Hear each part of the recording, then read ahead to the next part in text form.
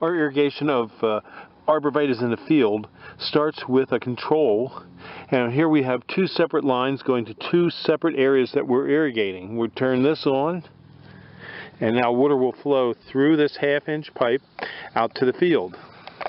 This is a field of arborvitaes that we just recently planted in the middle of the summer. It's July 20th.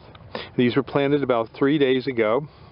It's a very dry part of the summer, but it's easy to grow these arborvitaes if you can water them. And as you can see, the drip tape is right in here.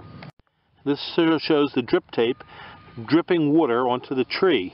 The tree's about 6 inches away from where the water is, but the water will plume out. This water is dripping at every 2-foot interval down along the line. It's a very efficient way to water a lot of trees because you're not wetting a lot of surface.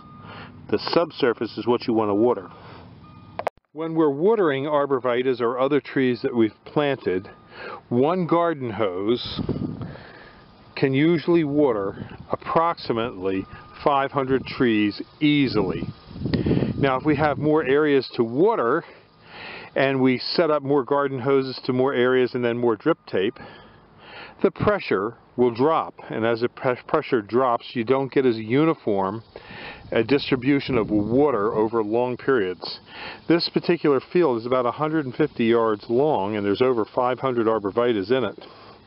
So you can see it does a very good job of watering. And we usually do 2 or 3 sections at a time from one well.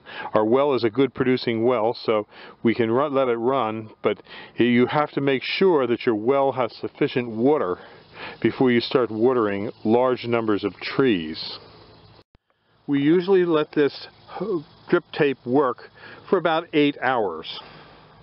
And in an 8-hour cycle, it'll wet all these trees and get the ground wet all the way up and down the rows. If we see places where the tape is broken, like over here you can see there's a small break, then we'll go back and we'll put a union in that spot and reconnect it. The tape can break because rodents come along and chew on the tape. Things like mice, foxes, dogs come along and chew, and they actually chew this, along with rabbits doing the most damage. And we find that we have to repair these about once a week. We go over our lines. One small leak like this isn't too bad, but we usually correct them every now and then when we see a bad leak.